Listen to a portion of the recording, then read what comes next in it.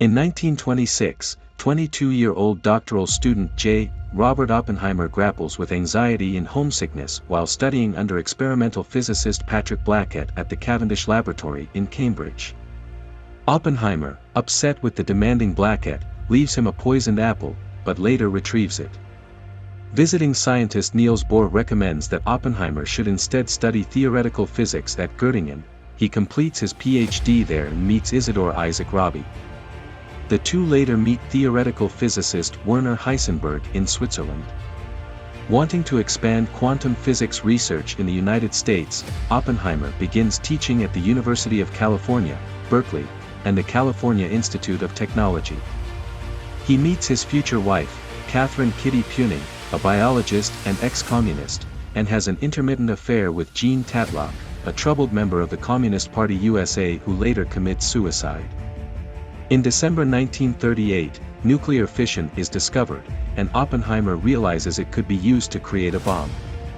In 1942, amid World War II, U.S. Army General Leslie Groves recruits Oppenheimer to lead the Manhattan Project to develop an atomic bomb. Oppenheimer, who is Jewish, is particularly driven by the Nazis potentially completing their nuclear weapons program, headed by Heisenberg. He assembles a scientific team including Edward Teller and Rabi in Los Alamos, New Mexico, and also collaborates with scientists Enrico Fermi and David L. Hill. Teller's calculations reveal the possibility that an atomic detonation could trigger a chain reaction that ignites the atmosphere and destroys the world. Oppenheimer consults with Albert Einstein, who declines to be involved, and he concludes that the chances of catastrophe are low. When Teller proposes the construction of a hydrogen bomb and is swiftly rejected, he attempts to leave the project but is retained by Oppenheimer's persuasion. Upon Adolf Hitler's death in 1945, some project scientists question the bomb's relevance, while Oppenheimer believes it will quickly end the ongoing war in the Pacific and save Allied lives. The Trinity test is successful, and President Harry S. Truman orders the bombings of Hiroshima and Nagasaki, forcing Japan's surrender.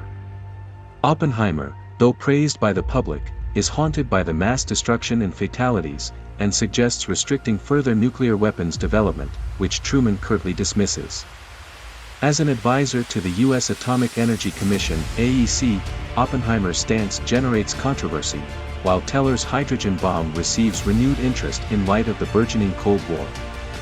AEC Chairman Lewis Strauss comes to resent Oppenheimer for publicly humiliating him when dismissing his concerns about exporting radioisotopes, and for recommending negotiations with the Soviet Union after they successfully detonate their own bomb. He also believes that Oppenheimer denigrated him to Einstein in 1947 during their visit to the Institute for Advanced Study. In 1954, desiring to eliminate Oppenheimer's political influence, Strauss secretly orchestrates a private hearing before a personnel security board concerning Oppenheimer's Q clearance. However, it becomes clear that the hearing has a predetermined outcome. Special counsel Roger Robb harshly cross-examines Oppenheimer, fixates on his past communist ties, and negatively twists the testimony of Groves and other associates. Teller's testimony, where he professes his lack of confidence in Oppenheimer and recommends revocation, proves particularly damning.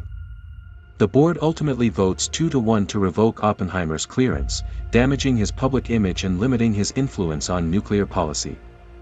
In 1959, during Strauss' Senate confirmation hearing for Secretary of Commerce, Hill testifies about Strauss' personal motives in engineering Oppenheimer's downfall, and the Senate votes against his nomination. In 1963, President Lyndon B. Johnson presents Oppenheimer with the Enrico Fermi Award as a gesture of political rehabilitation. Teller attempts to shake Kitty's hand during the ceremony, but is rejected due to his disparaging testimony 9 years prior. A flashback shows Oppenheimer's conversation with Einstein in 1947, revealing that he had never mentioned Strauss but expressed his somber belief that he had indeed started a chain reaction that would destroy the world. To support the release of new videos with a donation, follow the link in the video description. Subscribe to this channel so you don't miss new videos. Tell us in the comments section what other movie recaps you would like to see.